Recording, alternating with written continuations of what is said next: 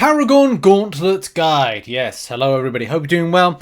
Make sure to check out the link in the description. It will take you to the updated spreadsheet. Yes, I have, as I said before, like, even though it is just over a week since the launch of all the quests, and even though that we do have 26 days to do the Paragon Gauntlet, which is a lot longer actually. That's really weird that it's a lot longer than it is. And obviously at the point of recording this video, 20 days. I kind of feel like I'm behind, and I've been going at a faster rate than I normally have when it comes to like grinding stuff, when it comes to content, so much stuff. But it is what it is, right? That's life. Sometimes you feel behind, but I'm caught up elsewhere, which means I can get on with other stuff like battlegrounds, arena, incursions as well. I've been doing. So yes, it's good and bad. Like I'm, working hard. I'm sure a lot of you are working hard and stuff in game. Like sometimes it's like it's hard to keep up. Got to keep grinding, and we get there. But in any case, we're going to go over a little bit of a guide. Check out the link in the description. So, some of the best champions to use, all that particular stuff.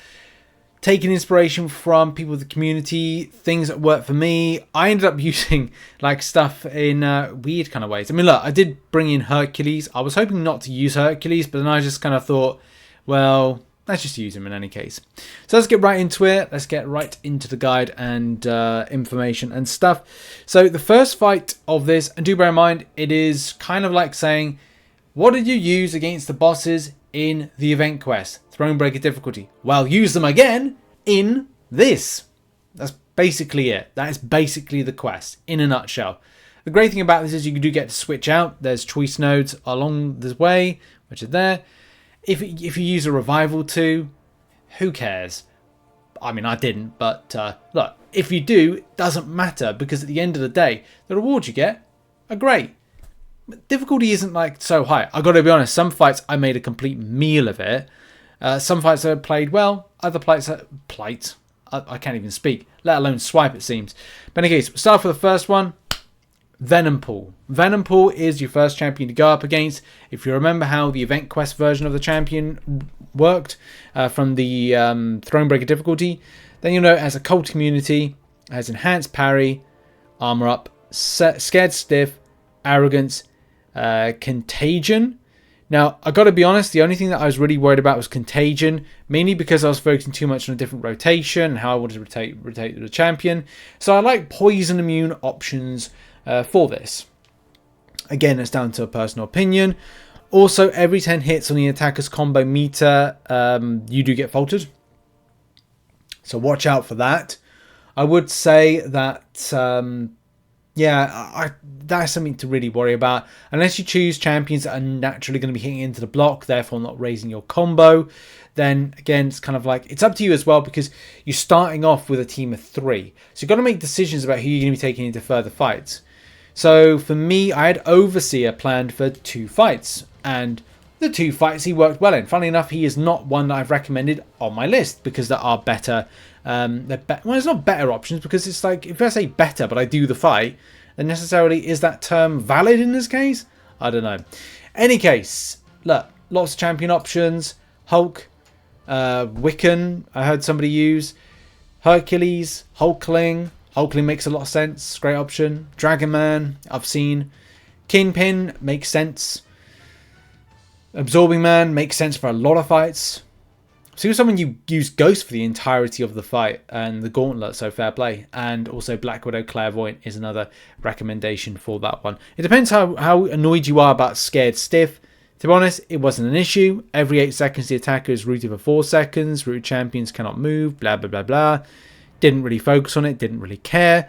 It seemed to be fine. So yeah, it was not so much of an issue. For me, as I said, the issue was largely making sure I check out my 10 hit combos and making sure to kind of, snap back and kind of be in the right positions when arrogance kind of kicks in and you get miss. I don't think it's worth bringing in miss counters. Really don't, unless you want to bring Hercules and go with an SP1 rotation. It's down to you, but Contagion, as I said, I just went over. I think this is a very straightforward type fight in any case. So yeah, keep the champion SP1s, SP2s. It's easy. Easy. Mole Man now, and I must admit for this one, I'm always toyed between the idea of shock immunity. only if you are thinking you're not going to be able to make contact. If either champ has not made contact in 6 seconds, both champions get a shock debuff. Now, as a lot of you know, shock immunity is something more with Mole Man. I've heard people use Mole Man against the Mole Man. I used Bishop because I wanted to use like a power up and kind of like see what the special attack damage could do, and yeah, like that is, and that worked fine. I think did I mess up on this one? No, I don't think I did. I think it was like a future one I messed up on. But look, it just depends on who you want to take against this. Do you want a shock immunity like you want Mole Man? Do you want to use other champions that interact in a different way? Do you want to use Kingpin, Absorbing Man? I've seen Kitty Pryde as well. Like, there's lots of options. Valkyrie, Hercules, of course. Look, lots of options. I don't think a lot of people are too interested in fight or flight because keep your distance. You know, it's a no-brainer. Haven't seen many people like opt for I can't think, slow debuff or anything that kind of interacts with nullifying the unstoppable. In any case, I just don't think people are interested in that. Chum the waters. Whenever the attacker dodges an attack, both champions are afflicted with a heal, block debuff, taunt debuff, blah blah blah blah.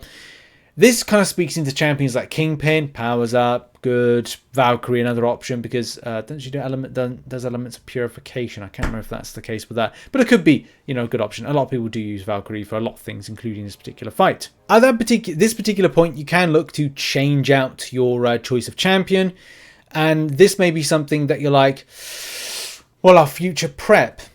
Future prep could be changing into some of the latter based champions, and do bear in mind you only get one other choice. So it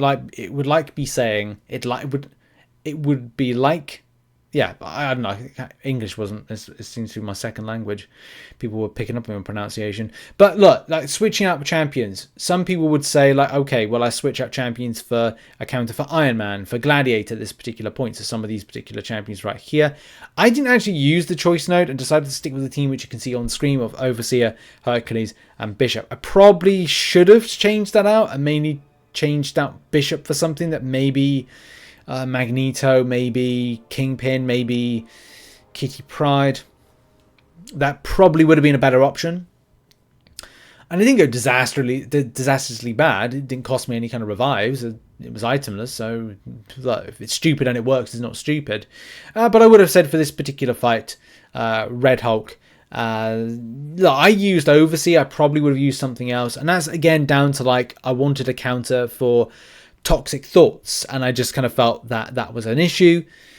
One of the other issues is Encroaching Stun. Now, you don't have to have a champion that purifies or shrugs off debuff effects, which you would shrug off the stun, or as well kind of stun immunity for that one. It's just a case of rotating. You can use any champion, you just got to rotate with the Encroaching Stun, which is that unless they're performing a special attack 1 or special attack 2 during the time frame of the stun.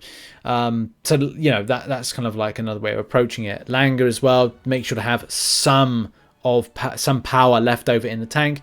For me, I would get close to an SP2, throw an SP1. It just felt like it worked. Overseer has part of a rotation kit of an SP1.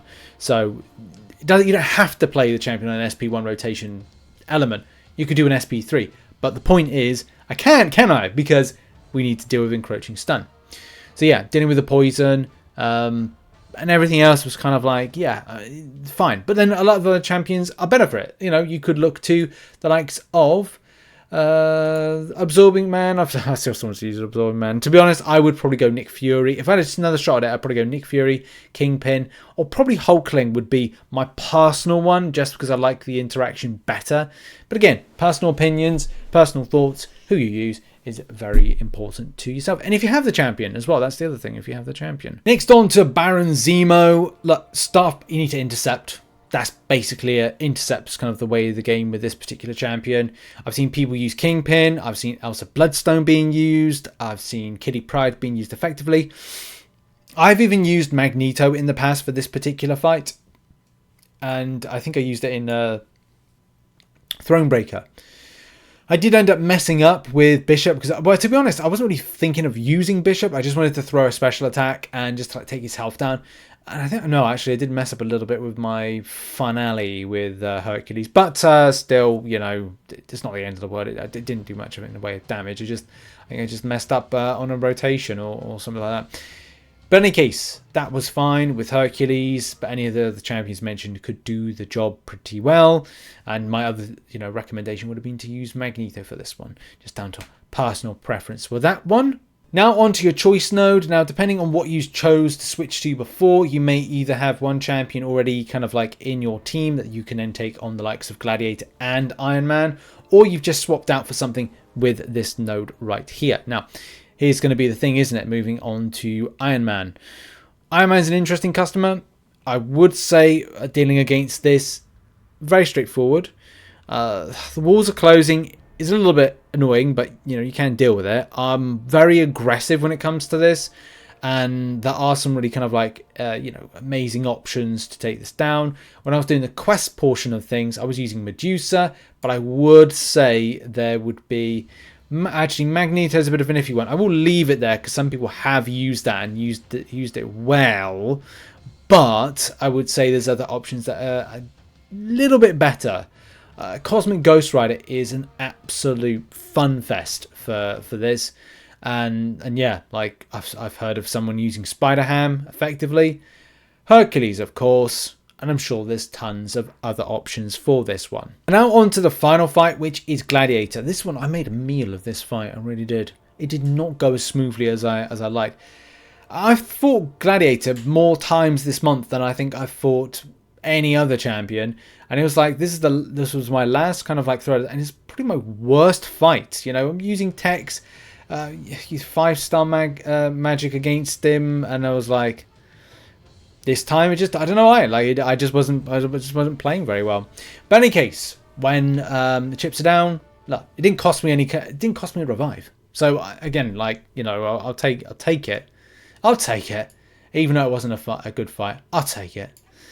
Look, lots of different options, probably some better options that would have been better to use against this. Doctor Doom, Hulkling, Absorbing Man for sure, Kingpin, Magic, Black Widow, Clairvoyant, one of my favourites from previous iterations of Grind.